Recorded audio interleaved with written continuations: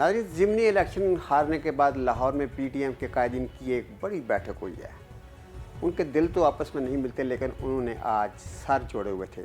और सर भी किसके खिलाफ जोड़े थे? उनका एक ही दुश्मन है, एक ही एजेंडा है, वो आप जानते हैं कि इमरान खान। इजलास के अंदर क्या हुआ, क्या तलख बातें हुई, क्या मीठी बातें हुई, और आइंदा जो सियासी ढांचा बनने जा रहा है इस मुल्क का, उस हवाले से क्या मुशावरत हुई और क्या फ़ैसले किए गए? जी फयाज साहब, बहुत शुक्रिया आपका। आपने एक बड़ी खूबसूरत बात की कि इनके दिल तो जोड़ नहीं सके, चलें सर तो जोड़ लिए हैं। और मैं आपको ये बता दूं, ये सर भी ज़्यादा देर तक जुड़े नहीं रहेंगे इनके, ये अलहदा हो जाएंगे। सर्जरी कर दी है, एक बड़े सर्जन आया था ना, सर्जन ने सर्जरी बड़ी अच्छी कर दी है इनकी। अब आपको हम बताते हैं उसका अहवाल कि जो आज मीटिंग हुई। आपको पता है इस मीटिंग में आसिफ जरदारी साहब थे, हमारे प्राइम मिनिस्टर जनाब शहबाज शरीफ साहब थे, लेकिन मरीम नवाज साहबा नहीं थी इस इजलास में। अच्छा, वो कहती हैं वो बीमारी की वजह से नहीं आई थी। वैसे वो बीमारी तो वैसे नाम की थी उनकी, हम ये नहीं कहते खुदा ना खासा वो बीमार नहीं, अल्लाह उनको सेहत दे, लेकिन उनसे कहा गया था आप स्काइप पे आ जाएं, वो स्काइप पे भी नहीं हो सकता है वो थक गई इंतहाबी मुहिम चलाने के बाद। अच्छा जी, उस ये बड़ी दिलचस्प बात है। आपको बताएं कि वहाँ बड़ा ले दे हुई है, बड़ा मारा मारी हुई है इजलास में। हमारे जो नून लीग के साथी हैं, ये हमें हमारे मुखबर ने बताया अंदर से कि हुआ क्या है। वहाँ पे तमाम लीडर्स जो थे वो डाउन हुए बैठे थे, सिवाय एक बंदे के जो पूरे इत्मीनान में नजर आया, आसिफ जरदारी। आसिफ जरदारी साहब इतने पुरइत्मीनान थे कि आपकी सोच है। नून लीग वालों ने, दोस्तों ने, कुछ ने वहाँ पे कहना शुरू किया कि पीपल्स पार्टी पे इतराज़ किया कि जनाब जरदारी साहब, पीपल्स पार्टी ने हमारा साथ नहीं दिया, इलेक्शन में बाहर नहीं निकले, इन्होंने ना वोटें डाल ली हैं हमें और ना ही इन्होंने अपने वोटों के लिए लोगों से कहा है। जिसपे आसिफ जरदारी साहब पहले तो मुस्कुरा रहे थे, इनके इल्ज़ाम पर उनकी हंसी गायब हो गई। उन्होंने कहा ये बात आपने कैसे कही है? आप अगर आज प्राइम मिनिस्टर हैं तो हमारी वजह से हैं, आज आप अगर वज़ीर आला हैं तो हमारी वजह से हैं, काबीना में आपके सारे बंदे, गवर्नर पंजाब का आपका जो आपने हमें देना था। आप मुझे बताइए, आप किस तरह कहते हैं मैंने आपका साथ नहीं दिया? अगर हम आपका साथ ना देते तो आप ना वज़ीर आला होते, ना वज़ीर आज़म होते। तो जो जरदारी साहब ने इस तरह ज़रा गुस्से का इजहार किया तो फिर सारे खामोश हो गए। फिर एक साहब उठे, उन्होंने कहा जनाब बात यह है कि हमारी जो है, आप ऐसा ना समझें, हम ये भी कहना चाह रहे थे कि एक तो हमने, चूँकि वहाँ पे हमारे जो उम्मीदवार थे नून लीग के, वो सारे लोटे थे, और लोटे भी थे और फिर कमज़ोर भी थे उम्मीदवार। जरदारी साहब ने फिर उनकी क्लास ले ली। उन्होंने कहा अगर वो लोटे थे तो आपने उनको नून लीग का टिकट क्यों दिया? और अगर आप कमज़ोर कहते हैं तो आप बताएं, सईद अकबर नवानी जो हैं बखर से, उनसे तगड़ा उम्मीदवार कोई आपके पास है? नुमान लंगड़ियाल साहिवाल से जो है, उससे तगड़ा आपके पास उम्मीदवार था? असद खोखर जो लाहौर में बैठे हैं, उससे तगड़ा कोई उम्मीदवार था?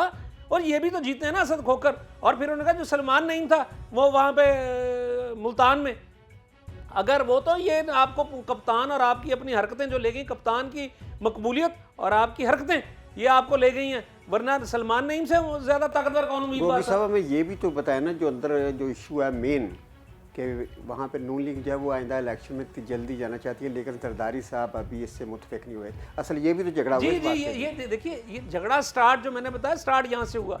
उसके बाद उन्होंने कहा चलें जी, बीच में लोग पड़े, शहबाज शरीफ साहब ने कहा चलें जरदारी साहब कोई नहीं, ये ऐसी बात नहीं है, तो बस ऐसे ही हम एनालिसिस कर रहे थे। तो आप बताइए, अब हमें इलेक्शन की तरफ जाना चाहिए, जिस पे जरदारी साहब ने कहा बिग नो, हम लड़ेंगे, पूरा टेन्योर पूरा करेगी हुकूमत और हम पूरा इनका मुकाबला करेंगे। जिस पे फिर एक दफ़ा पूरी वहाँ पे खामोशी छा गई। नून लीग वाले चाहते थे इलेक्शन फौरी हो जाएं, जिस पे जरदारी साहब ने कहा नहीं, अब इस तरह नहीं, अब आप जाएंगे वो 100 जूते और 100 प्याज खाने वाली बात होगी, तो इसलिए नहीं करें, पूरा अपना काम करें और डिलीवर करें आवाम को। और आप अभी तक डिलीवर नहीं कर सके। क्यों नहीं कर सके? आपके पास 3 महीने थे, आपको बहुत कुछ कर देना चाहिए था। आप खुद घर घर नहीं गए। आपने पेट्रोल तो सस्ता किया था उन्होंने।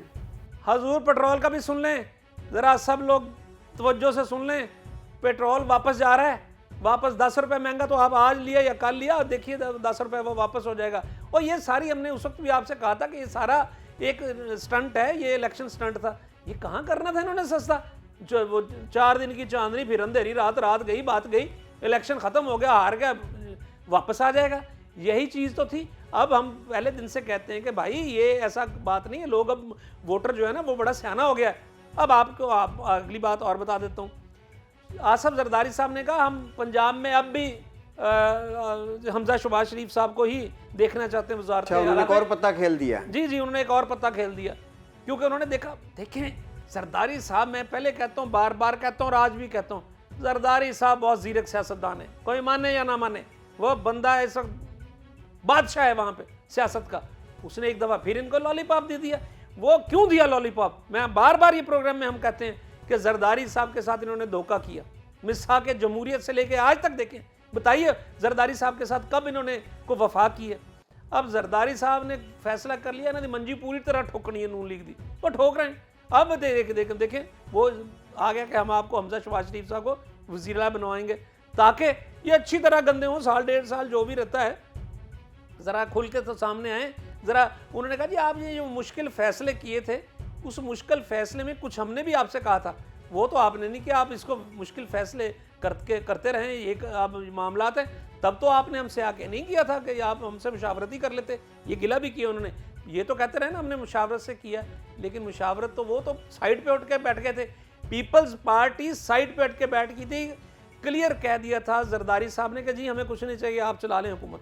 पता चला गोगी साहब कि मियाँ शहबाज शरीफ के साथ जो जरदारी साहब बैठे हुए थे, तो मियाँ नवाज शरीफ ने भी फ़ोन पे कोशिश किया उनको मनाने की, उनको समझाने की, कुछ उसका भी असर नज़र आ रहा है, ये नज़र आएगा इन फ्यूचर? नहीं जी नहीं, वो उन्होंने जरदारी साहब के करीबी हलकों का ये कहना है कि कुछ लोगों ने वहाँ पे नवाज शरीफ साहब से कहा कि नवाज शरीफ साहब मुल्क को आपकी ज़रूरत है, ये कारोबार तो दूर रह के चलाए जा सकते हैं, सियासत दूर रह के नहीं चलाई जा सकती मुल्क से। और एक और बात मैं आपको बता दूं, ये जो है अभी आपको पता चल गया ना कि ये जो 5 राना सनाउल्लाह साहब ने कहा कि 5 MP गायब कर देंगे, उस पर ये कोर्ट में चलेंगे, जवाब देना पड़ेगा। और हाँ सुन लीजिए, कप्तान सुप्रीम कोर्ट पहुंच गया है, ये जो उन्होंने अमेंडमेंट की है नैब के कवानीन में, वो अब दोबारा मामला खुलेंगे और सब फड़े जाएंगे, वो अब नहीं ये बचते।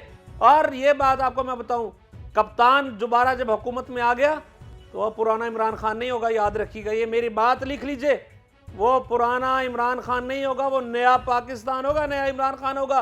वो फिर अब आपको बताएगा कि हुकूमत कैसे की जाती है और काम कैसे लिया जाता है। परवेज़ इलाही साहब की मैं बात कर दूं, परवेज़ इलाही इस वक्त मजबूत उम्मीदवार हैं। और एक बात ये भी आप सब सुन लें, परवेज़ इलाही सियासत के टेक्नोक्रेट हैं भाई, वो काम चला लेंगे, ये भी आप खातर जमा रखिए। और मैं आखिर में आपको एक और बात बता दूं, ये नवाज शरीफ साहब अगर पाकिस्तान ना आए तो यहाँ सियासत चलाना मियाँ शहबाज शरीफ साहब, हमजा साहब और मोहतरमा मरीम नवाज साहबा के बस की बात नहीं है।